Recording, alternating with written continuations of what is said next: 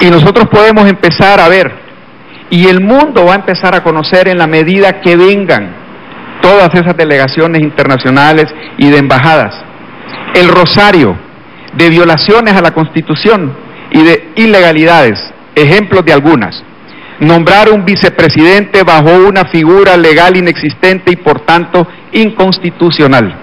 Segunda, congelar y retrasar la presentación del presupuesto nacional ante el Congreso durante un periodo histórico de casi un año.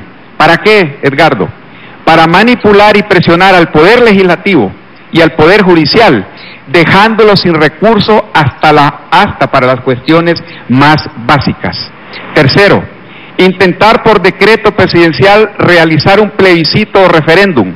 Cuando jurídicamente sabe que no puede hacerlo, lo disfraza de encuesta, aunque en la práctica el plebiscito es un plebiscito referéndum, porque la encuesta que se iba a realizar hoy utilizaba escuelas, utilizaba urnas, utilizaba tinta indeleble y petición de identidades, para que, al igual como había pasado en Venezuela, iban a verificar si los funcionarios del Estado habían ido a votar por la cuarta urna a través de la verificación de las identidades.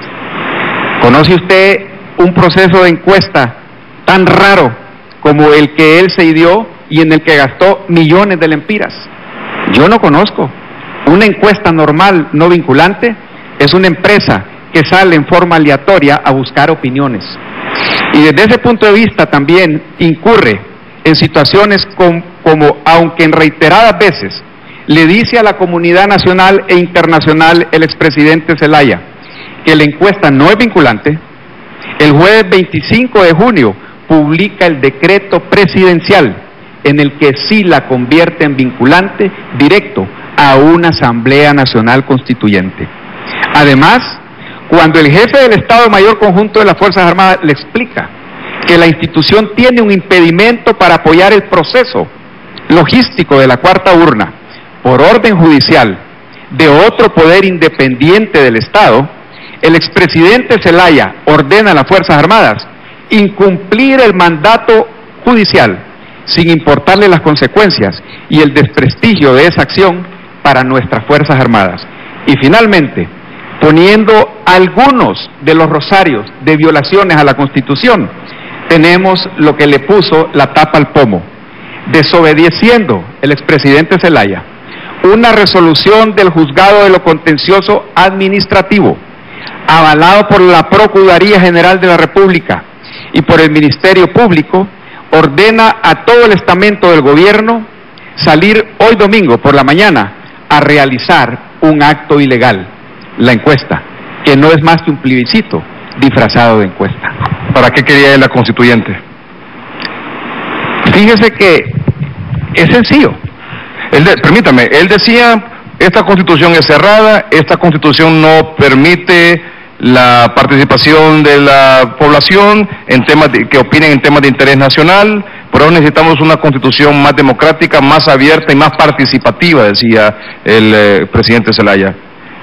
¿Cuál era el fin de todo el ejemplo más pragmático de la dialéctica contradictoria del presidente Zelaya sucedió anoche en su última conferencia de prensa ante los embajadores internacionales, haciendo gala de sus dotes de conocimiento de lo que eran plebiscitos y referéndum en la Comunidad Económica Europea.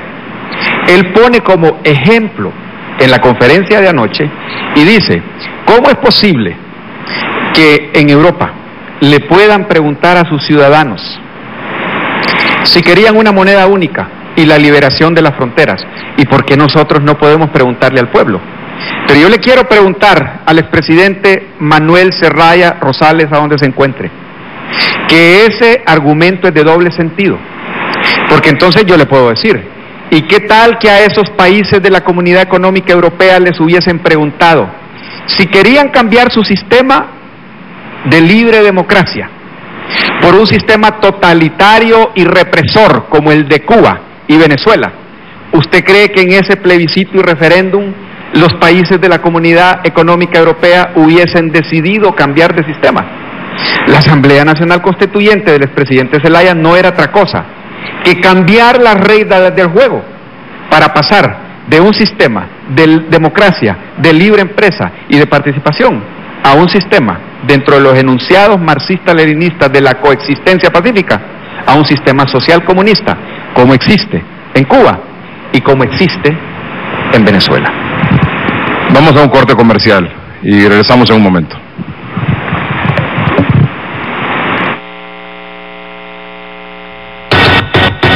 ¡Entrale! ¡Al pachangón de Pancho en Churches! Vení hoy y disfrutá el pancho y